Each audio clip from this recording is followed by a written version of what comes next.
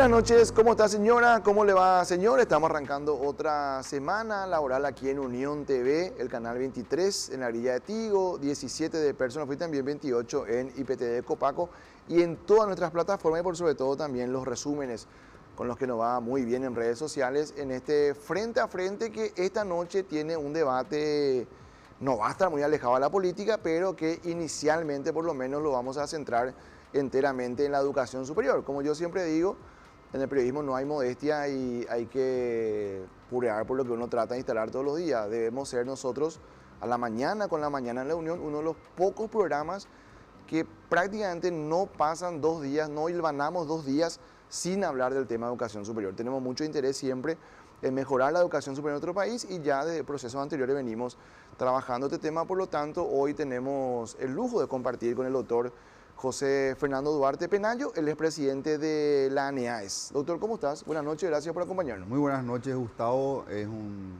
inmenso placer estar en tu programa y un saludo grande también a toda la teleaudiencia. ¿Estás en el cargo desde qué fecha, doctor? Hace exactamente un año iniciamos este camino por decisión y confianza del presidente de la República, que nos nominó como consejeros titulares. Sí. De la ANEAES. Recordemos que la ANEAES tiene 5 integrantes en su consejo directivo, un representante titular y suplente. Los representantes titulares tienen voz y voto, Sí. Los suplentes tienen voz. Yo soy el representante titular del Ministerio de Educación y Ciencia, también está el representante de las instituciones de educación pública, de las instituciones de educación privada, de las federaciones profesionales y de la FEPRINCO. Somos 5 integrantes del consejo directivo, yo presido la ANEAES hasta fines de este año en mi primer periodo, que con el apoyo del Consejo Directivo vamos a renovar hasta el 28. Ya me respondiste 5 preguntas de una, porque sí te voy a preguntar los otros nombres para darle también un poco rostro para no unipersonalizar el estamento. Una característica del Consejo Directivo de la ANEAES, a diferencia, por ejemplo, del Consejo Directivo del CONES, es que hay un requisito académico muy fuerte. Primero, el grado máximo, es decir, solamente pueden estar quienes tengan un doctorado. Sí. Y segundo, experiencia en prácticas evaluativas. Yo soy doctor en filosofía y también tengo un paso como director académico por el CONES, donde fui el director académico en el año 24. Sí. Entonces, los demás... ¿Todavía con Narciso Velázquez? No, con Federico Mora. Federico Mora, sí. Los demás integrantes, el doctor Alberto Ríos por las universidades públicas, la doctora Romina Galeano por las privadas, el doctor Manuel Guanes por las asociaciones profesionales, sí, y el doctor Mario Estigarribia por las federaciones de la producción FEPRINCO. Sí. Que ahí se regularizó porque muchos años se tuvo un representante que no estaba legitimado. Esta es la primera vez, luego de 3 mandatos, si no me equivoco, que la ANEAES funciona con un consejo directivo constituido, donde las decisiones no pueden ser discutidas en ningún caso. Es la primera vez, además, Gustavo, donde la ANEAES ha resuelto. Todo el año pasado nosotros tenemos una política de transparencia muy fuerte, donde la ANEAES ha resuelto todas las acreditaciones en conformidad con el informe de los pares evaluadores. En la ANEAES de hoy no existen criterios que pasen por fuera de los dictámenes técnicos, de las síntesis evaluativas del Registro Nacional de Pares. La ANEAES de hoy es una ANEAES blindada, es una ANEAES que tiene como único norte y como única meta garantizar resultados que se enmarquen en nuestros criterios e indicadores del modelo nacional y también del sistema Arcosur que administramos. Ahí te quiero preguntar, doctor, el elemento económico, el factor económico, ese es un elemento restrictivo para alguna universidad que se está forjando, que está comenzando a tener un par local en el interior del país. ¿El elemento económico es un elemento restrictivo a la hora de la acreditación? ¿En términos arancelarios o en términos de lo que ustedes piden para elevar el nivel acorde a entregarle la acreditación? Hay una dimensión muy importante que es la dimensión económica del proyecto académico, que ya tiene su primera evaluación en el CONES. Sí. Hay que recordar que la ANEAES lo que hace es, no habilita carreras. La ANEAES no habilita carreras, sí, es el CONES el que habilita las carreras, el que da la partida de nacimiento, el permiso legal para que empiece a existir una carrera. La ANEAES evalúa la implementación de esa carrera habilitada por el CONES. Y en la implementación nosotros observamos en nuestra dimensión económica todo lo que tenga que ver con la factibilidad, la manera patrimonial en la que está constituida. Esto todavía es un gran problema en la educación superior en el Paraguay.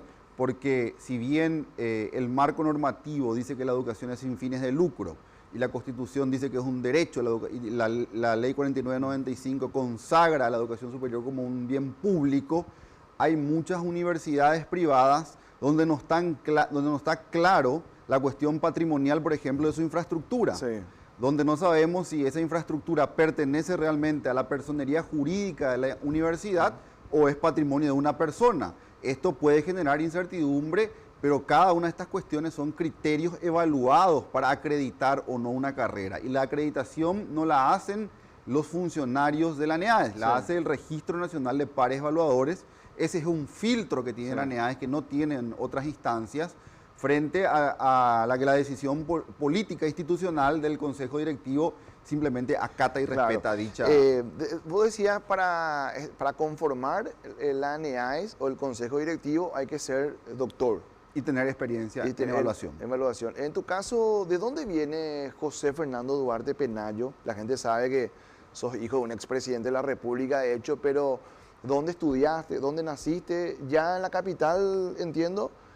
¿Dónde estudiaste y por sobre todo cuál es tu perfil de formación académica que hoy te permite estar donde estás? Bueno, según la historia familiar, por unos días de diferencia nací en Asunción, y no en Coronel Oviedo. Mira. Pero yo me siento, además de una persona que creció en Asunción, profundamente ligado a la ciudad de Coronel Oviedo, donde pasé momentos más felices de mi infancia, ¿verdad? Con mis tíos, mis abuelos. Es una ciudad a la que cada vez que visito siento todo el peso de mi infancia, donde fui enteramente feliz y donde tengo ahora la oportunidad de volver cada tanto. Te vas en Semana Santa, por ejemplo. O sea, vos tenés valle, no como muchos nosotros que no tienen valle. Nosotros tenemos, sí. Y cada vez que visito a la Universidad Nacional de Concepción o a la Universidad Católica o a la Universidad Nacional de Asunción con su filial, bueno, es una gran alegría estar siempre en Coronel Oviedo, ¿verdad? Sí. A mí me enseñaron, mi familia me enseñó que uno tiene que siempre recordar con orgullo sus orígenes, ¿verdad? Y nosotros tenemos ese origen. Procedemos de la ciudad de Coronel Oviedo. Sos ovetense. Espiritualmente podemos decir, y culturalmente me considero, ¿Y la pero primaria? nací por una cuestión administrativa en Asunción, crecí en Asunción. Obviamente hice mis primeros 2 años en el Colegio Monseñor Lasaña. Mira. En el tercer año de la primaria me mudé al San Ignacio de Loyola, donde terminé mis estudios secundarios, desde el tercer grado hasta el último año. Y luego, en el año fin del 2004, me mudé a Buenos Aires. En ese entonces mi padre era presidente. Yo me fui a estudiar a la Universidad de Buenos Aires, donde terminé la carrera de Sociología. Y luego proseguí mis estudios en Francia, donde hice el ciclo completo de Filosofía, licenciatura, maestría y doctorado. Terminé mi formación doctoral en medio de la pandemia. Defendí mi tesis doctoral en el año 21 y el producto de mi trabajo doctoral va a ser publicado el próximo año por la editorial de Sorbonne, que es mi universidad. Ya fue aceptado como un libro que va a ser publicado en Francia. Mira. En Francia. ¿En total estuviste cuántos años fuera del país estudiando? Aproximadamente 14 años. Sí. ¿Y cómo viviste la presidencia de tu padre, el ejercicio de la presidencia? Con los buenos momentos, con los malos, y si tenés, hoy que sos indefectiblemente un observador político también por excelencia, ¿cómo catalogás ese proceso? Bueno, la manera en que la viví en aquel momento es muy diferente a mi evaluación de lo que fue ese periodo de gobierno, ¿verdad? El gobierno de Nicanor Duarte Frutos para mí es un punto bisagra de la historia política paraguaya. Y además, mi padre, Nicanor Duarte Frutos, el expresidente, constituye para mí un gran orgullo por lo que representa para la historia democrática del Paraguay, para la historia de refundación de las instituciones económicas y sociales en ese periodo donde se sientan las bases institucionales del actual modelo económico que ha alcanzado el doble grado de inversión y se inician las primeras políticas de protección social. Rocío Duarte, una gran politóloga, dice que antes de dicho gobierno no existían políticas sociales de manera definida, existía asistencialismo. La conformación del gabinete social con figuras destacadas como el sociólogo Luis Galeano, la presencia de Dionisio Borda y figuras importantes en ese momento del Partido Colorado, porque el programa Tecoporá, por ejemplo, fue una política impulsada por el entonces ministro de la Secretaría de Acción Social, el senador hoy Beto Velar. Entonces, un momento muy importante en la historia del país. Eso puedo decir a nivel de evaluación de lo que fue el gobierno. En términos más personales, bueno, yo opté por salir del país y estudiar lo que me apasionaba en ese momento, que era la sociología, aunque siempre viví con mucha atención los procesos, pero es muy diferente vivir el día a día en el país que estar afuera. Y cuando un padre es presidente de la República, ¿le queda tiempo para pegar un telefonazo al exterior a ver cómo está el hijo estudiando afuera? ¿O el contacto es más...? No, en esa época no había WhatsApp. No había WhatsApp. No había la instantaneidad que existe en esta época, ¿verdad? Mauricio Ferrari es un filósofo muy importante, dice que nosotros vivimos en un estado de movilización permanente, en estado no bélico, aunque hoy con el mundo presente, aparentemente el mundo va hacia posibilidades bélicas cada vez más grandes, ¿verdad? Pero el smartphone como que te pone en alerta permanente, como si tuviéramos un estado de guerra, ¿verdad? En esa época no existía eso. Igual tengo recuerdos de llamadas de mi padre, pero siempre hablábamos de política, muy pocas veces de cuestiones personales. ¿Y cómo en ese momento te tocó decirle, papá, afloja con este tema porque la gente puede que no esté percibiendo como vos lo percibís? Te pongo un ejemplo, su intento de reelección, así por poner un punto de su gobierno, que muchos incluso, yo le escuché una entrevista muy interesante con el que para mí es el mejor entrevistador del Paraguay hoy, Federico Galeano, hace un programa que se llama Liere. El otro día le escribí, no le conozco personalmente, pero le escribí para decirle que son fantásticas las charlas que hace. Y un mesurado Nicanor Duarte Frutos explicando que, al contrario de lo que mucha gente cree, que dice que hubo un Nicanor antes de su intento de reelección y otro Nicanor, él dice que el segundo periodo fue su mejor momento en la presidencia si uno mira los números. Pero volviendo al ejemplo, ¿te tocó en algún momento decirle, papá, creo que tenés que aflojar con este tema porque puede tener un impacto negativo para la gente, o la gente no lo está percibiendo como vos ves? Yo estaba muy enfrascado en mis estudios de sociología. La UBA es una universidad muy exigente que tiene una lógica todavía muy enciclopedista. En la UBA vos tenés que estar leyendo libros enteros y el método evaluativo, por lo menos en esa época, todavía era de un control muy fuerte de lectura, ¿verdad? Para ser sinceros, yo no estaba en el detalle en su gobierno, pero sí había a veces consultas sobre temas puntuales. En ese momento yo era un estudiante, no tenía tampoco credenciales suficientes para dar pareceres y opiniones, pero obviamente sí yo las veces que se me pedía mi opinión las daba, ¿verdad? Ahora, con mi padre las opiniones él las toma de acuerdo a que esté de acuerdo o no. Sí. ¿Y cómo es un expresidente de la República en la casa muchos años después de haber dejado el cargo? ¿Se quita el traje de presidente de la República? Nunca. ¿Nunca? No, yo creo que el expresidente primero, bueno, lleva la subjetividad de haber pasado por ese lugar, que es una experiencia que no pocos lo tienen, ¿verdad? Sí. En la historia del Paraguay tenemos una cantidad limitada de expresidentes, más limitada aún aquellos que fueron electos por la voluntad popular. Sí. Hay que recordar que Paraguay tiene una larga historia de autoritarismo, que durante todo el siglo XX no han habido presidentes que hayan surgido por mecanismos competitivos de elección, lo que Robert Dahl llamaría poliarquía o otros llamarían sistemas pluripartidistas. Recién con la Constitución del 92 empieza la historia de la construcción democrática en el Paraguay, y recién luego del marzo paraguayo, cuando los militares definitivamente salen de la escena, según la tesis del politólogo Fernando Martínez Escobar, comienza en el Paraguay gobiernos que tienen su origen de legitimidad en el sistema puramente político partidario. En la elección del 92 hubo injerencia militar, la elección del 98 hubo injerencia militar, ya sea para hacer un fraude, ya sea para sacar de carrera. Recién González Macri es el presidente que es efecto del Congreso sin participación alguna del actor militar. Y Nicanor Duarte Frutos es el primer presidente en la historia del Paraguay cuya legitimidad procede enteramente de las urnas, si sacamos a José P. Ullari, que le ganó una elección a Eduardo Fleitas en un contexto donde no había garantías ni instituciones como las que existen hoy. Mira, ese es un dato que normalmente no explotado periodísticamente. Por lo tanto, bueno, eso marca la subjetividad de una persona.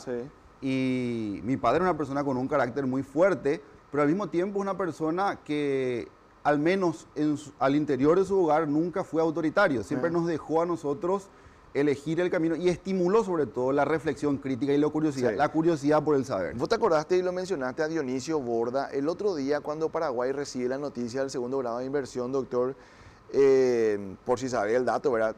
Tu papá pudo haber agarrado el diario y decir, parte de esta foto me pertenece, el grado de inversión, digo, bajo el entendimiento de que es un proceso que no arrancó ayer, que es un proceso que pudo haber arrancado ya en aquella época.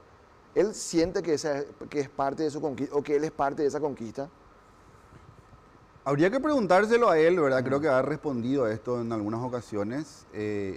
Mi posición es que en el año 2003 el Estado paraguayo tiene una fuerte refundación que ha pasado desapercibida para el estudio mismo, para el ámbito mismo de reflexión académica, por un acontecimiento que vino de alguna manera a relativizar lo que fue la alternancia, que no es tampoco menor. Sí.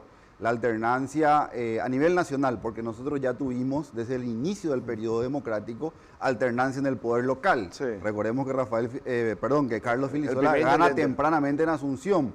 Hay también alternancia en el poder departamental, gobernadores que ganan y pierden, es una dinámica normal en el sistema político paraguayo. Ahora, a nivel nacional, la victoria de Fernando Lugo y la alternancia política de algún modo relativizó el carácter fundamental de las reformas del 2003-2008. Y entender esto es entender que todas las políticas del gobierno de la alternancia, el gobierno de Fernando Lugo, por más buenas que hayan sido, fueron en continuidad de un camino trazado y en muchos casos fueron realizaciones residuales mal aplicadas y retrocesos respecto de lineamientos claros, sobre todo yo creo en educación. Y también puede ser en el tema de los programas sociales, donde a veces hay una línea de ampliación permanente de los programas sociales, ¿verdad? Entonces hay una continuidad, por eso son políticas ya de Estado. Hay un concepto equivocado a veces de que Lugo fue el que propició todos los programas sociales y que el Partido Colorado siempre estuvo en contra. No, y cuando uno revisa los documentos... Es una falsedad histórica demostrable claramente. Sí. Y te quiero preguntar, doctor, cuando tenés que hablar en un aula, en un auditorio, en ronda de amigos o con gente que quiere compartir conocimientos sobre política y hay que mencionar la caída de Alfredo Stroessner, de ahí a acá todavía hay que decir transición democrática, porque ya son más de 3 décadas, ¿verdad? Yo creo que ya terminó esa transición y ya una democracia consolidada. Para mí es el primer periodo democrático que tuvo una efectiva tuvo un periodo de transición donde la tutela militar todavía desempeñó un rol muy importante, pero coincido bastante en este punto con Fernando Martínez Escobar, politólogo, doctor en ciencia política de la Universidad de Buenos Aires, paraguayo, que marca el punto de inflexión luego del marzo paraguayo. A partir de entonces creo que se consolida un proceso claramente distinto a todo lo que el Paraguay ha vivido en términos políticos. A mi juicio, nosotros estamos en un régimen democrático, si lo definimos no en términos sustantivos, porque mucha gente tiene una concepción sustantiva de la democracia. ¿Qué significa eso? Bueno, considera que el régimen político es además una forma de sociedad y que esa forma de sociedad además tiene como misión resolver todos los problemas estructurales que tiene. Ahora, si tenemos una concepción más formal, como la que plantea, por ejemplo, Robert Dahl con su concepto de poliarquía, donde lo que se ve son las garantías para la participación política y la existencia de instituciones que puedan tramitar la resolución de esas disputas electorales, claramente Paraguay vive su primera experiencia democrática y eso es algo que, si bien es una realidad, nunca debemos darlo por hecho. Los procesos, los regímenes políticos no son eternos, como decía Paul Valéry, el gran pensador francés, las civilizaciones también son mortales. Esto quiere decir que un conjunto de valores, de creencias y de sistemas sociales, políticos, pueden morir, pueden perecer. La historia humana no tiene punto final de llegada. La tesis del fin de la historia, que es una tesis muy interesante en ciertos puntos de Francis Fukuyama en los 90, cuando se celebraba la caída del muro de Berlín, y se creía que el mundo global y la articulación del mercado como elemento único de relación entre los países iba a ser eterna, está desmentida hoy por la vuelta de los aranceles, el proteccionismo y la constitución de grandes espacios de poder. Nuestra democracia es una realidad, pero va a depender del compromiso de los paraguayos, de la plena conciencia de la necesidad de que tengamos partidos reales para que esto siga afianzándose. Que sea una realidad no significa que haya llegado a su punto final. Tiene grandes potencialidades y para esto hay que comprender y hay que tener un compromiso claro. Esto me hace acordar nomás, doctor, de cuando fue presidente de la República Fernando Armindo Lugo, y él en un encendido discurso dijo, para mí de manera muy equivocada y con un impacto muy negativo, incluso en la historia posterior, a los partidos tradicionales hay que mandarlos al basurero de la historia. No sé si vos llegaste a seguir ese discurso, ¿verdad? Y hoy te quiero preguntar, años después, ¿los partidos tradicionales son pilares fundamentales de esta construcción democrática o son los riesgos de este proceso democrático? Creo que el Frente Guazú es el que terminó en el basurero de la historia provisoriamente, ¿verdad? Esa es la primera observación que debemos hacer. ¿Se vuelve del basurero de la historia en política? En política siempre se vuelve, yo creo, ¿verdad? Hay contados ejemplos, ¿verdad? Pero por lo menos está hoy ahí, ¿verdad? El reciclaje no es algo que no debamos subestimar, ¿verdad? Ahora, el sistema político paraguayo es uno de los pocos en América Latina donde los partidos que se fundaron en el siglo XIX, tanto el Partido Colorado como el Centro Democrático, el nuevo Partido Liberal, siguen teniendo hoy la gravitación indiscutida. ¿Con todos sus errores? Con todos sus errores. Si uno ve los demás regímenes políticos y hace un análisis comparativo, los principales partidos se crearon en el siglo XX, algunos son nuevos, configuraciones distintas. El peronismo, por ejemplo, es un movimiento social de los años 40. Después en Chile la concertación es de los 90, luego de la salida de Pinochet. Han habido reconfiguraciones permanentes en los diferentes espectros ideológicos. El caso de Milei es muy interesante porque reconfigura todo un ámbito de la tradición política argentina que nunca llegó al gobierno por medio de las urnas. El primero fue Mauricio Macri y hoy Milei es el segundo, pero con una reconfiguración completa y desarticulando efectivamente los partidos tradicionales, ahí sí. Ahora, ¿por qué en Paraguay, luego de una de las mayores crisis que tuvo la humanidad, que es la pandemia, donde ningún oficialismo salió fortalecido, en Paraguay ocurrió lo contrario? El Paraguay pospandémico es un Paraguay de fortalecimiento inédito del poder del Partido Colorado en todas las instancias. Hizo la elección más grande de su historia en ámbito legislativo. El presidente Peña tuvo una victoria contundente contra su rival Efraín Alegre. Yo creo que hoy la capacidad orgánica de movilización, de participación, sigue estando en los partidos tradicionales, de manera central en el Partido Colorado. El Partido Liberal vive una crisis. Y en la transición democrática y en el periodo democrático, Gustavo, el único partido real que se ha consolidado es el Partido Colorado, de manera orgánica, con elecciones periódicas y con competencia interna, con mecanismos de legitimación de sus autoridades. La oposición sigue buscando la fórmula, urnas de delivery, encuesta, acuerdos contractuales entre partes. Yo no digo que esos caminos estén mal. La política también es el arte de la experimentación. Pero si hablamos de un partido en el sentido clásico del término, el único partido real en el que la política en su sentido tradicional tiene vigencia es el Partido Colorado. Mira, te quiero preguntar también, doctor, hijo de un expresidente de la República, que en puridad son como los obispos, nunca dejan de ser presidentes. O sea, hijo de un presidente de la República, 15 años estudiando afuera sociología y filosofía. ¿Te preparaste para ejercer la política en tu país? Y hoy necesariamente la ANEA es una parada transitoria y que después te espera un transbordo a la política partidaria? ¿O esto que estás haciendo hoy vos ya tenías en la mirada 10 años atrás? En la mirada de 10 años atrás probablemente yo no tenía... Ahora hay un tren en redes sociales que hay que poner la foto de 2016, por eso te pregunto. Yo no tenía pensado estar en la ANEAES. Yo tenía un proyecto académico fuerte que sigo teniéndolo hoy en mi tiempo libre, ¿verdad? Yo sigo en el pequeño tiempo libre que me queda escribiendo artículos, tratando de seguir manteniendo cierto ritmo de lectura, publicando cosas que me quedan de toda mi formación doctoral. Pero llegar a Paraguay, volver a Paraguay, la razón fundamental de mi regreso al país en el 2020, sin importar a la biografía de una persona como yo, es por, primero, amor a la patria, amor a la familia y convicción de querer una familia que crezca en Paraguay.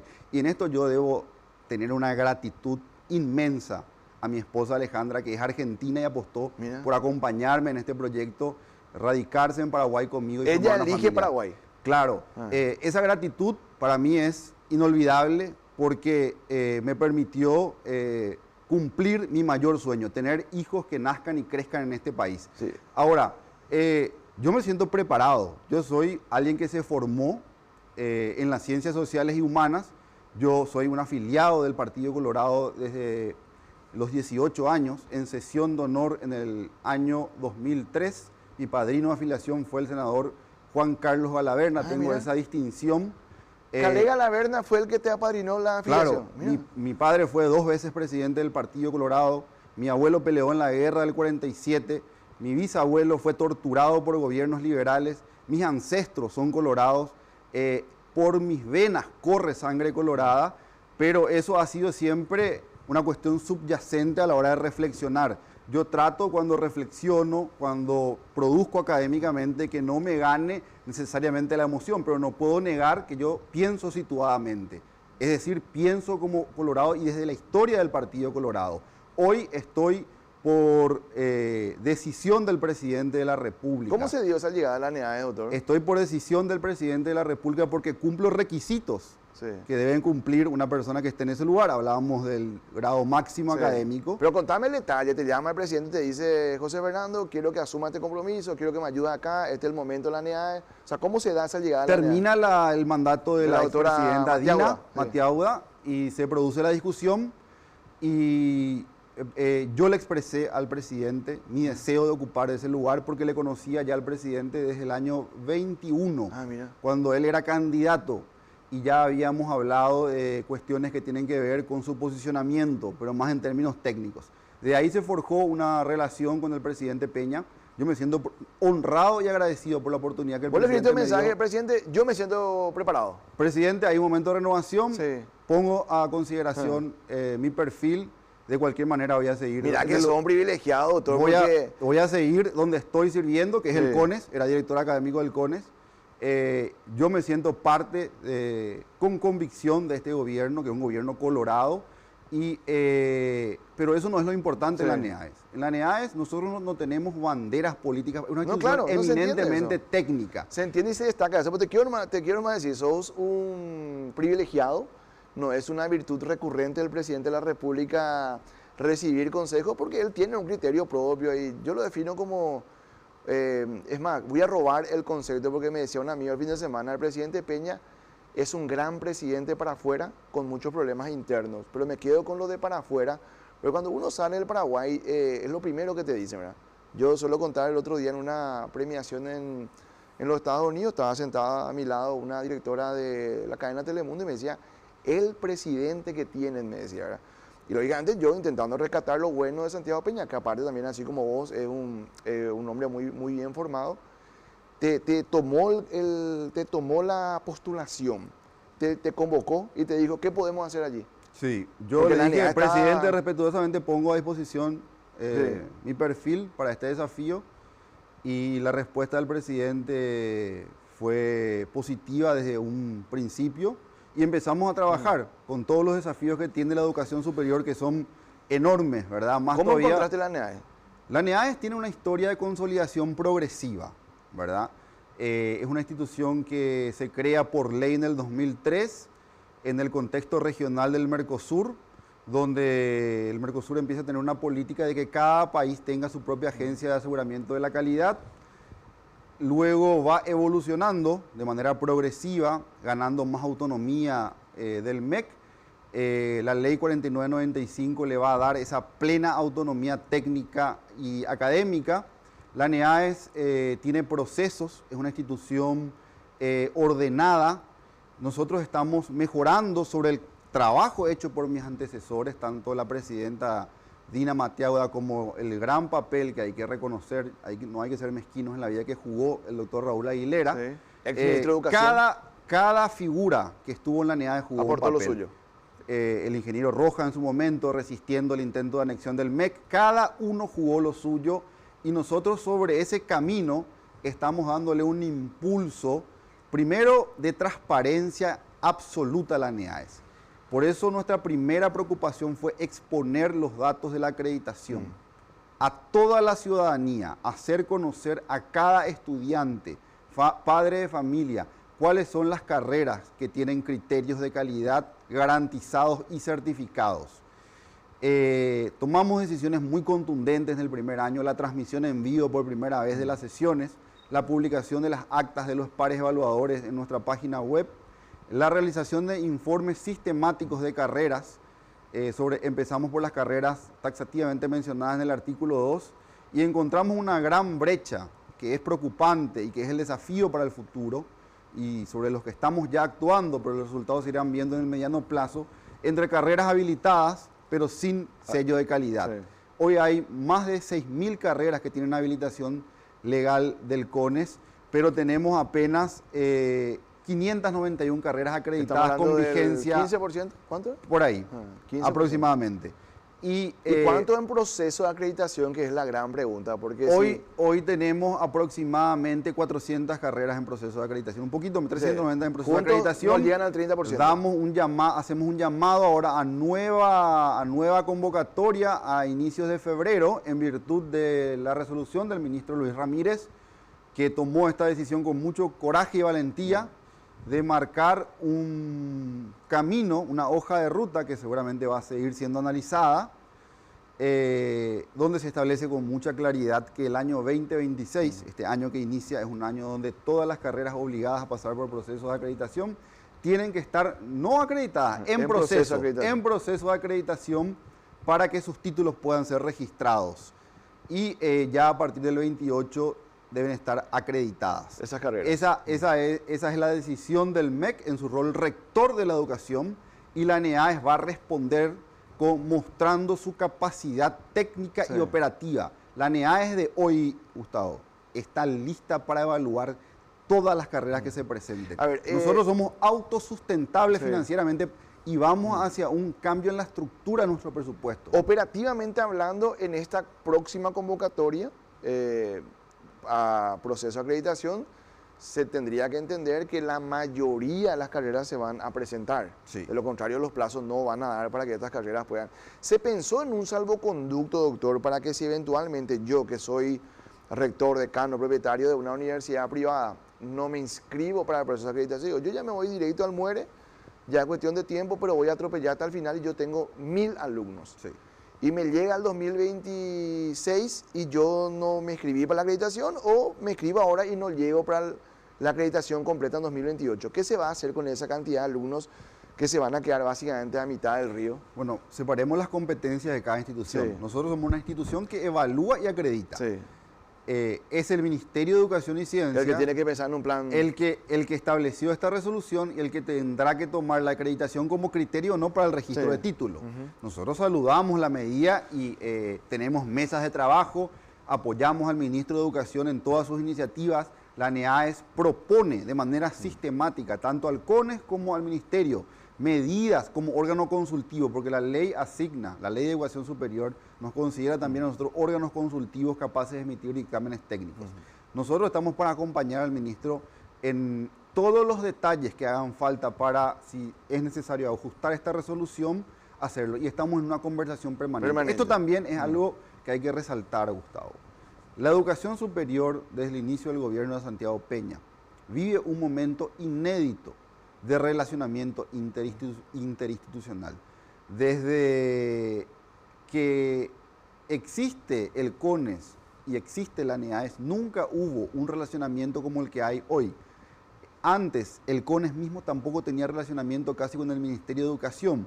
Hoy las autoridades hablan, comparten información, tratan de llevar adelante en el marco de las inercias y de los procesos de cada institución y de sus funciones específicas. El gran objetivo es tratar de construir un código y un lenguaje común, porque cada uno tiene su especificidad y su función, pero tenemos que establecer un lenguaje común porque el desafío es muy grande. Tenemos como país, no podemos permitirnos desaprovechar el bono demográfico, la gran cantidad de jóvenes, el grado de inversión que tiene el gobierno, que Paraguay hoy esté en la vitrina del mundo. Tenemos todavía tasas altísimas de deserción en la educación superior, una de las tasas más altas de América Latina. Paraguay tiene un grado muy alto de informalidad en el mercado laboral que afecta en mayor proporción a jóvenes y tiene que ver en mayor proporción con el primer empleo, es decir, los mecanismos de transición de la educación superior al primer empleo todavía tienen que ser trabajados de manera interinstitucional. Esto excede largamente a la NEAES, no, totalmente. pero nosotros estamos para colaborar con el Ministerio de Trabajo. De hecho, también tenemos una mesa con la ministra Regal, también tenemos una mesa con el SINAFOCAL. Tratamos de hacer conocer nuestros datos. Le hemos presentado al ministro Fernández Baldovino el estado de las acreditaciones. Tratamos de que los demás ministerios conozcan nuestros datos, que es una de las instituciones que tiene mejor organizados sus datos. Y ahora también vamos por una sistematización muy fuerte, que es el desafío de este año. La NEAES tenía una unidad de investigación que no estaba operativa. Hoy está operativa, produciendo informes.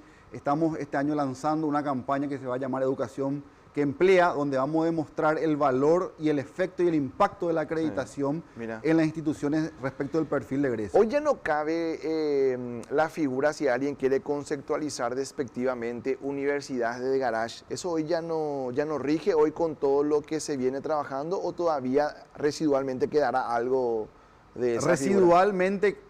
Queda, a ver, el término universidades de garage, yo entiendo que hace énfasis mayormente en sábado de tarde en un local precario.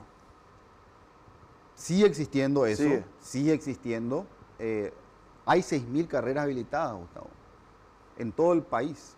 Hay una gran heterogeneidad en la educación superior. ¿Qué significa eso? Que hay instituciones altamente consolidadas, con todas las exigencias mínimas que debe tener un estudiante para tener una formación y adquirir aprendizajes que le sirvan en su inserción socioprofesional, y hay otras que no, en absoluto.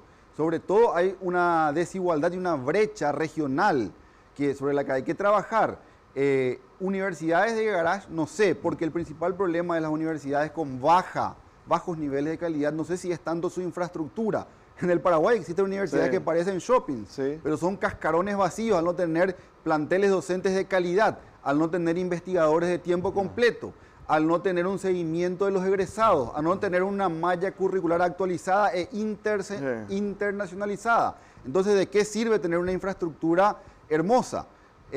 No sé si el problema es únicamente edilicio, no sé si es un garage o un shopping. Lo que nosotros buscamos es la adecuación de estas universidades a los criterios de calidad de la NEAES que están bien operativizados en nuestros dimensiones, criterios indicadores. Una de las críticas que yo normalmente suelo escuchar, doctor, es que los parámetros de calidad que emergen desde la NEAES, probablemente con muy buen tino, están muy marcados desde la educación pública. ¿Qué ocurre? Como la educación pública está marcada por las universidades nacionales, donde finalmente siempre imperó el criterio político, vos tenés 3 secretarios, 4 supervisores, 6 coordinadores, y a veces lo que yo escucho que dicen las autoridades de las universidades privadas es nos quieren imponer un organigrama que el Estado paraguayo pueda aguantar, pero a mí me quita competitividad, hace más cara mi operatividad. ¿Se entiende el concepto? Es un reclamo sobre el que estamos trabajando, pero no es a nivel de la matriz. Sí.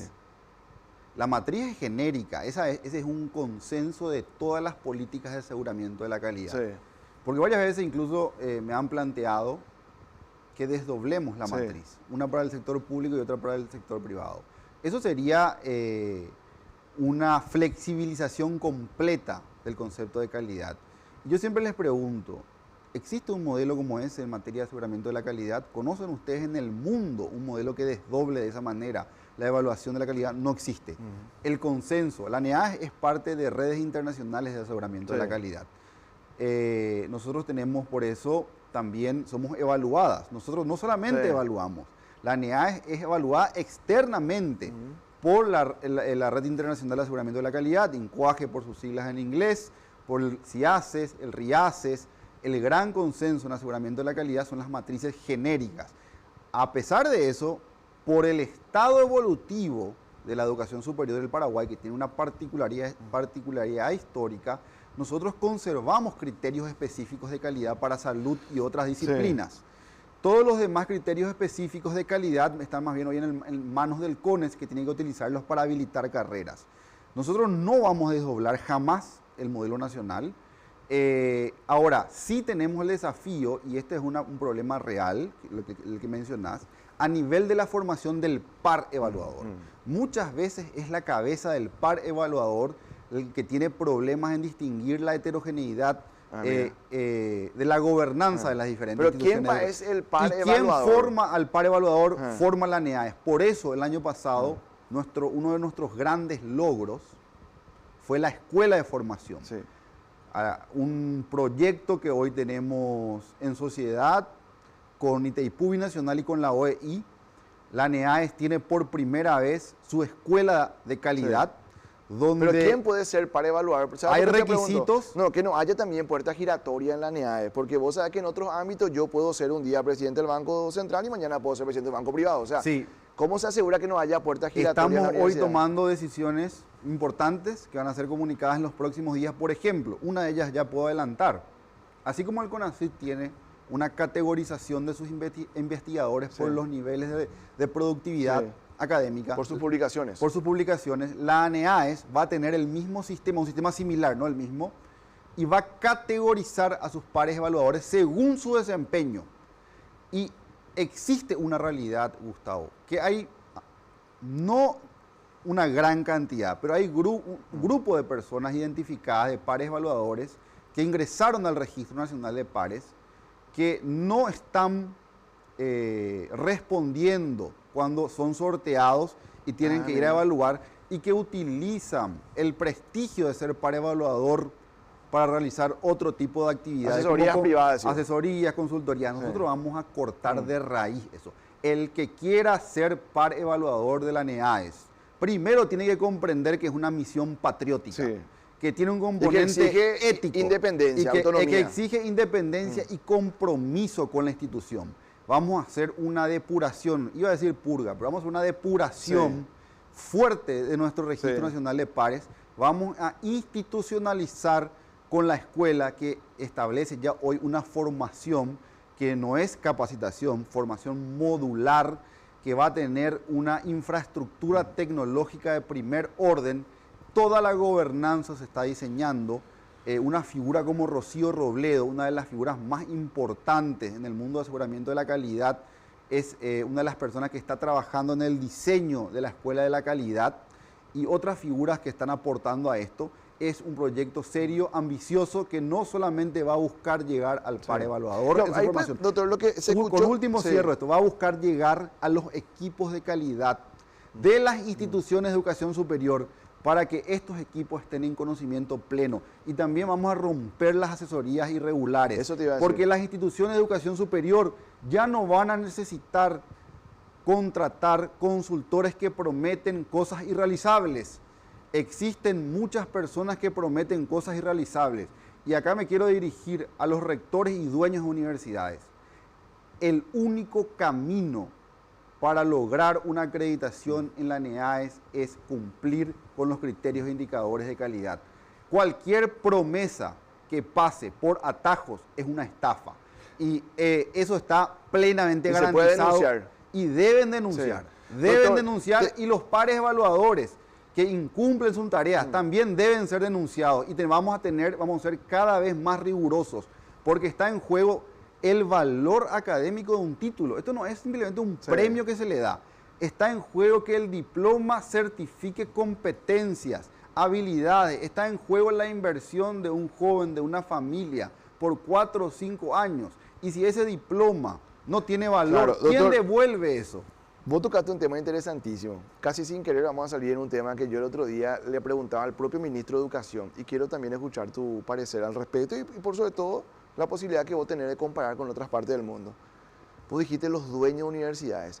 ¿Por qué no sinceramos el sistema educativo superior? Porque cuando uno mira la ley te dice que el dueño es el consejo directivo, que el dueño es, a veces puede ser una fundación, y todos sabemos, vos sabes, doctor, yo sé, la gente que nos está mirando, doña Juana que está ahí en la tele sabe que en verdad todas las universidades privadas son resultado de la quijotada de un particular que empeñó su vida para construir una universidad privada. Sí. ¿Por qué no se sincera el marco legislativo y dejamos de poner eso, que el consejo directivo? Ahora hay por lo menos 5 universidades que están en disputa familiar, que al final pueden terminar en un proceso de corte de la administración porque el Estado paraguayo le Es puede una decir, preocupación claro, ese es un tema... por ¿Por qué preservar no y sinceramos? resguardar también el patrimonio institucional. Porque estas disputas entre dueños... ¿Sabes? pueden- Ahora hay una lista de 5 o 6 que Sí, están así. sí, sabemos, conocemos, conozco a profundidad estas cuestiones, me tocó lidiar con ellas más en el CONES, porque es la Claro, institución claro. que tiene esa relación directa con cuestiones de este orden. Creo que es un tema que debemos debatir. Ahora, la NEAE no va a renunciar, nuestra posición al menos no va a renunciar a defender la educación superior como un derecho. Te quiero preguntar también, doctor, en el caso de las carreras de medicina, ¿cuántas hay habilitadas? ¿Cuántas están acreditadas? Y en proporción, no hace Sí. falta que me dé el dato exacto, ¿verdad? No te voy a tomar un examen acá yo. Sí. ¿Y cuántas están acreditadas hoy? Mirando Hoy, un poco este el proceso. primer dato que debemos decir es que hoy todas las carreras de medicina que tienen la obligación de estar ya al día con la NEAE están en proceso. Sí. No significa que estén acreditadas, están en proceso. De 48, todas- de 48 carreras habilitadas de medicina, si no me equivoco en la cifra exacta, 25 tienen acreditación Sí. vigente. 26 creo. Pues yo 26, miré ayer, 26 sí. modelo nacional. Sí. El resto o está en proceso porque tuvimos un récord histórico en inscripciones en la última convocatoria del año pasado, es decir, están hoy en fase de autoevaluación. Sí. Y hay creo que 2 o 3 carreras de medicina que son nuevas y que todavía no tienen la obligación de pasar por Ah, evaluación ya. diagnóstica, O sea, está medio en orden. que van a ingresar el próximo año. Hoy no hay situación irregular. Había situación irregular antes de nuestra campaña. Habían 2 o 3 carreras que venían eludiendo esta obligación legal. Hoy no hay. Hoy las carreras no es que están todas acreditadas. Lejos de eso. Tenemos solamente 26 de 48. Sí. Pero sí podemos decir que están en proceso y vamos a ver cómo se da ese proceso y cuál es el veredicto. Claro. El veredicto no va a ser del Sí. presidente, el veredicto va a ser de los pares evaluadores y del equipo técnico de la Y NEAE. vos podés garantizar que allí va a haber transparencia. ¿Tú sabes por qué? Vos sabés que en el pasado habrás escuchado mucho que los propios estamentos de control como el CONE y la NEAES se iban a venderte la enfermedad para después venderte la solución. Por el costado alguien decía, yo tengo la fórmula para sacarte de esa nota negativa. Así funcionó durante mucho Con tiempo. nosotros la línea de la transparencia es una línea dura. Nosotros... Y si te llama un parlamentario, doctor, esta porque gestión, muchos son políticos. me han llamado muchos parlamentarios ¿Y qué le y decían? siempre le hemos explicado y siempre han comprendido las situaciones. Y esto hay que reconocer. Nuestra gestión, Gustavo, tiene un compromiso sagrado con lo público. Nosotros no tenemos apetencias políticas, económicas, ni de ningún tipo. Somos servidores públicos. No entramos a la función pública para otros objetivos. Y la ciudadanía no tiene que creer en mis palabras, tiene que entrar a la página web y ver cómo el Consejo Directivo votó desde el inicio de mi gestión. Ni una sola acreditación, postergación o no acreditación fue en detrimento o en disidencia al dictamen de los pares evaluadores. Ni una sola. Esa línea la vamos a llevar adelante con el apoyo del Consejo Directivo. Quiero aprovechar para agradecer a todos los consejeros, porque es una convicción de equipo y una convicción de la institución. Nosotros vamos a explicar a quien nos llame.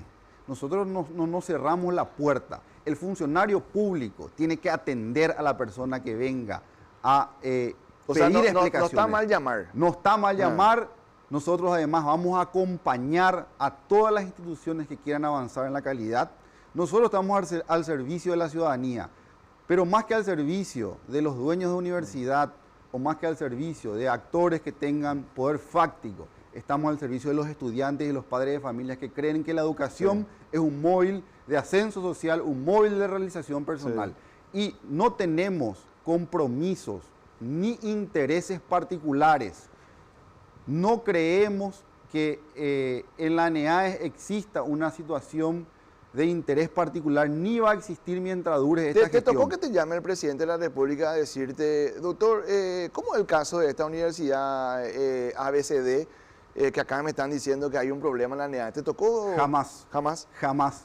Doctor, te pongo el ejemplo de medicina, porque hay que ser muy honesto en que en verdad no es la misma importancia. Probablemente si yo estudio en una carrera trucha de contabilidad y le voy a generar una multa a mi cliente, ¿verdad? No es lo mismo que medicina que maneja vidas o Sí. preserva vidas o tiene que preservar vidas. Y ahí hay una cuestión que yo trato nomás de poner en una balanza, doctor. Durante mucho tiempo también se estigmatizó, se satanizó el tema de las carreras privadas de medicina en Paraguay. Y hay un elemento que hay que entender indefectiblemente. Quiero ponerte, no te voy a poner el ejemplo de Pedro Juan, Salto del Guairán y Ciudad, te voy a poner el ejemplo de Loma de Janeiro, le dicen ahora, Loma Brutal, ¿verdad? O Roque Alonso también en este caso. Vos tenés universidades erigidas allí con mucha fuerza y allí vienen los estudiantes brasileños, donde yo siempre digo que el mercado se autorregula. Sí. Si la universidad es mala y la enseñanza es mala, ellos no van a pasar el examen de revalida, va a correr la voz en Brasil y van a dejar de venir. Así pues funciona el mercado, Sí. ¿verdad? Es como que yo me vaya a una tienda y compre un shampoo y después me eche el pelo. Al contarle a mi vecino, nadie me va a comprar el shampoo. Y hay una cuestión ahí que hay que entender. Viene el estudiante brasileño, compra o alquila un auto chilere, carga combustible, compra un lomito, se va al Vigi, tiene que pagar un alquiler y el elemento menor es el de la cuota. Pero el dinero que desparrama, vos le quitas eso hoy a esta zona del país y ni qué decía en la frontera. Y se te cae la economía, doctor. Y a veces el periodista con mucha superficialidad sataniza eso. Sí. ¿Cuál es tu visión con relación al tema? No, mi visión no es estigmatizar a nadie. Nosotros creemos que hay instituciones de educación pública que tienen muchas cosas que corregir. Hay instituciones de educación privada que tienen muchas cosas que corregir. La diferencia entre educación pública y educación privada es una diferencia que sirve para conocer Vos no separás las aguas. las particularidades y los problemas específicos. Por ejemplo, un problema de la educación pública en la educación superior suele ser las restricciones presupuestarias en términos más burocráticos, porque hay que reprogramar cosas. En el ámbito de la gestión privada los problemas son otros. Nosotros tenemos un modelo nacional que evalúa la calidad. Y lo que hay que entender es que el proceso de evaluación es un proceso continuo, permanente. No es un proceso final donde porque en un proceso te fue mal, vos estás descalificado. Eso no, esa Pero no, vos no esa no segregás, es la, doctor. esa no es la lógica de la NEAES. Sí, doctor, vos no segregás que el de la UNA es Dios y el de la privada es un paria, porque No, el doctor no. Cubilla, que es un investigador de primer nivel, un día sale de hablar con el presidente, conferencia de prensa, el tipo dice, para mí hay que cerrar todo, creo que con la UNA basta, y si querés la católica por allí, el resto pueden morirse todos. Y uno dice, ¿y el esfuerzo privado? ¿Y el imperio comercial que se... Porque hay un turismo de educación superior que... Yo lo que creo, le respeto mucho al doctor Cubilla, es un gran científico, es una persona con la que solemos tener Pero patinón esa declaración, doctor. conversaciones muy enriquecedoras. Nosotros en la NEAES escuchamos todas las voces. Escuchamos al Círculo Paraguayo de Médicos y también escuchamos a la UFAMEP. Tenemos convenios con ambas instituciones. Sí. La UFAMEP es la Asociación de Universidades Privadas de Medicina. Escuchamos a la Academia de Medicina. Escuchamos a todos los sectores. Ahora, nosotros tenemos un modelo nacional y tenemos un sistema de evaluación por fases que plantea un avance gradual. Las instituciones de educación superior conocen lo que tienen que hacer. Saben perfectamente. La NEAES tiene plazos previsibles. ¿Vos sabés qué crítica le hacen a la NEA, doctor? Comienza el proceso con la autoevaluación, termina con la visita externa y con la decisión del Consejo Directivo. Tienen instancias, pueden recusar pares, tienen instancias de reconsideración, tienen instancias de apelaciones. Hay un sistema que garantiza el proceso. Se evalúa no con personas ligadas al presidente o ligadas a los consejeros, sino con un registro de pares evaluadores. Es un desafío trabajar con los pares. Sí. Es un desafío que los pares evaluadores tengan una comprensión de la heterogeneidad del sistema.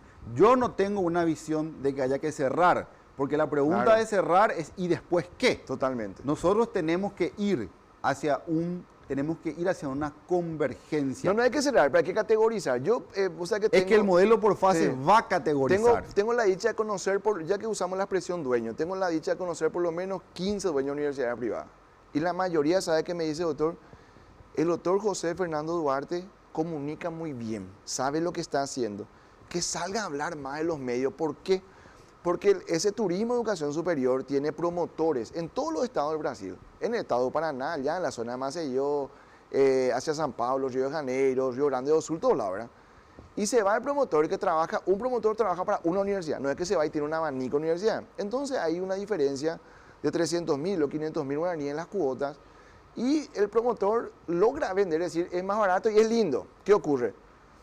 Falta comunicar con mayor fuerza ese elemento de la acreditación. ¿Para Claro. qué? Para que el estudiante brasileño sepa que tiene que pagar nomás un poquito más la cuota, porque tiene que ir a una universidad que le va a permitir registrar el título. Yo te voy a contar algo. Esa fue la transparencia de la información. Yo te voy a contar algo.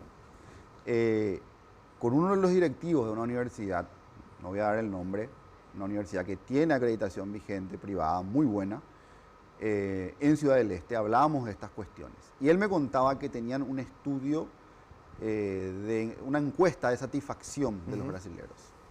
Y lo que se veía en esa encuesta de satisfacción de los brasileros es que, a diferencia de años anteriores, los brasileros ya no buscan en primer lugar matrícula barata. Buscan en primer lugar universidades con buena infraestructura. En segundo lugar, que tengan un plantel docente adecuado, porque quieren pasar la revalida, obviamente. Sí. Y en tercer lugar,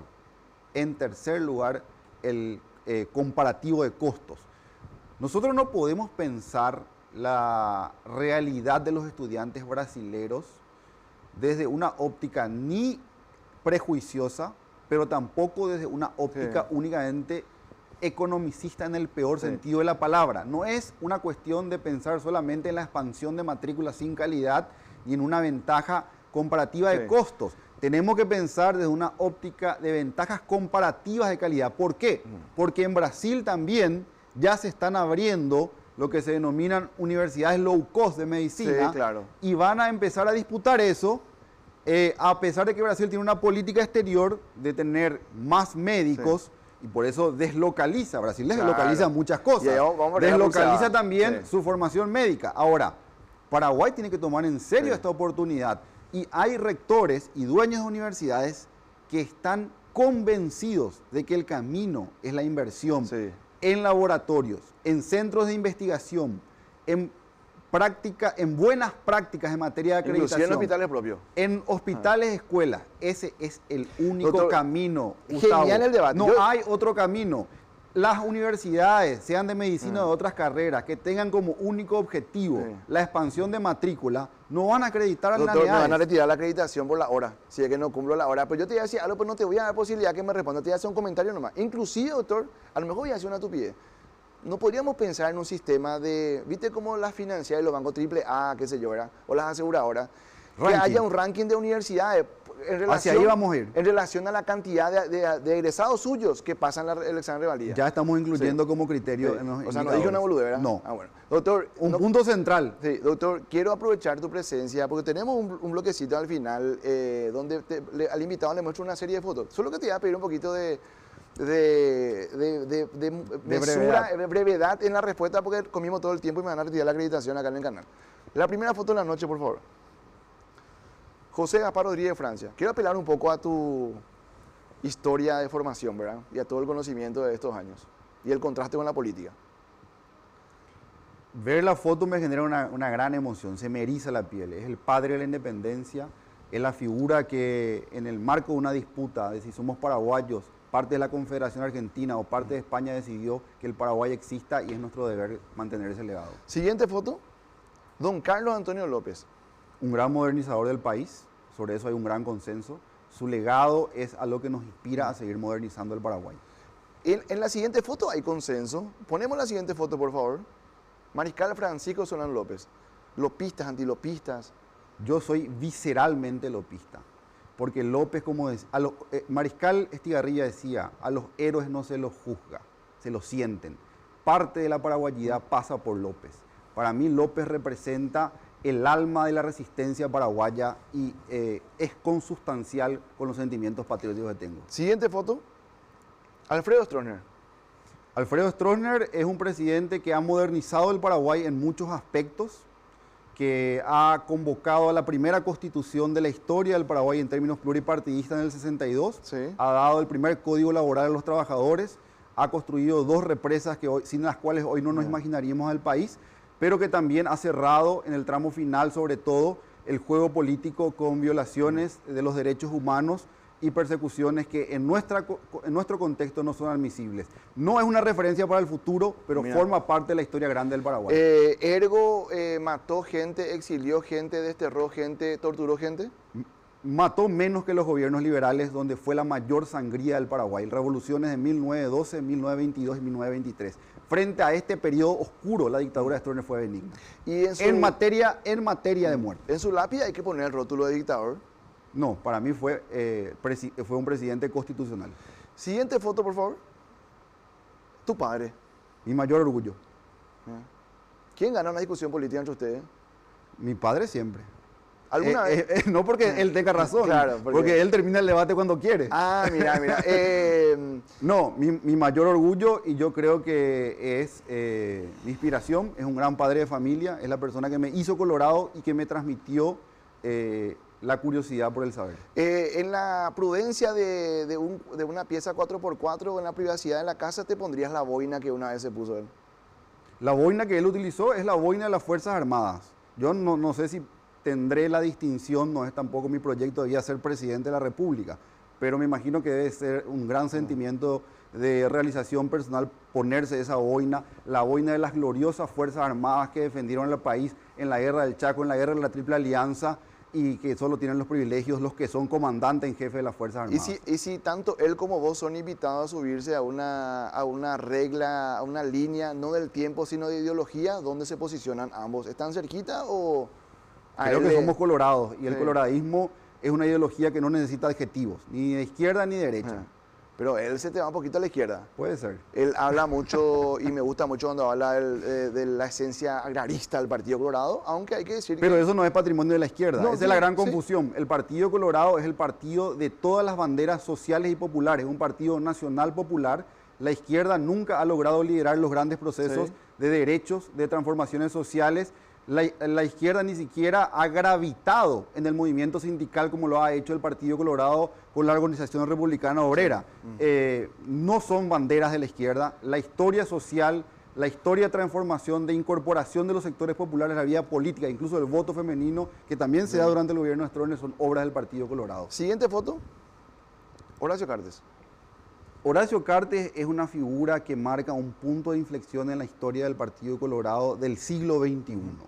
Su ingreso a la política transforma las reglas de relacionamiento. Su gobierno ha sido un gobierno que ha dado al Paraguay un nuevo momento, porque indefectiblemente es el que trae de regreso al Partido Colorado. Para un colorado, la figura de Horacio Cartes significa gratitud por alguien que condujo el retorno del Partido Colorado, así como en 1947 Natalicio González condujo el regreso del coloradismo al poder. Además, su gobierno fue un gobierno modernizador en muchas áreas. Horacio Cartes promulgó la ley de acceso a la información pública, a lo que debemos defender y lo que debemos sentirnos orgullosos. Doctor, última foto, pues te pido súper brevedad porque se nos corta el programa. Tenemos una última foto antes de irnos, que es la foto de Santiago Peña. Te digo la de Santiago Peña. ¿Cómo le definías a Santiago Peña en una palabra? Peña es un presidente que está dando todo lo posible para que el país avance en su modernización. Es un presidente comprometido con políticas sociales inéditas como Hambre Cero, que tienen como beneficio principal a la familia, como políticas como Cheroa Porá. Es un presidente que está posicionando al Paraguay ante el mundo, y las evaluaciones sobre los presidentes se van a ir siendo más justas y claras con el paso de los tiempos. Doctor, gracias por estar con nosotros, son capos, muchas gracias. Me gustó mucho la charla, te quiero decir eso, ¿verdad? Me gustó mucho la charla y te quiero dar una tarea especial, si podés hacernos de productor y posibilitarnos que tu padre pueda acompañarnos con nosotros. Vamos a hacerle llegar la invitación. Una de estas noches. Sería un lujo charlar con él. Vamos a hacer el productor, pero gratis nomás. Gratis nomás, tener luego independencia de la NEA. Bueno, el doctor José Fernando Duarte es presidente de la NEA. Hablamos de todo con él, de política, de filosofía, de todo, y por sobre todo educación superior, en este lindo frente a frente en esta noche de lunes. A las 23 repetimos este capítulo. Mañana todos los cortes en redes sociales, así que ya les pedimos que puedan seguir también cada repercusión de esta charla. Si Dios nos dice otra cosa, mañana a las 6 en punto hacemos otra Mañana de Unión aquí a través de la 800 AM y Unión TV. Que pasen bien.